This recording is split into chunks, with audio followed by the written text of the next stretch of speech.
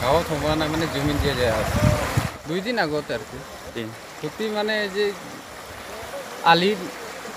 डोंगर आलिटा भांगिसे इटा गाड़ी सला जाय नेকি ना चले এখন बे लामाया बेंटल टु दुनिघाटा ओमफ्राय माब्रै बायखो बे लामाया बायदों थांनाय हरनिफ्राय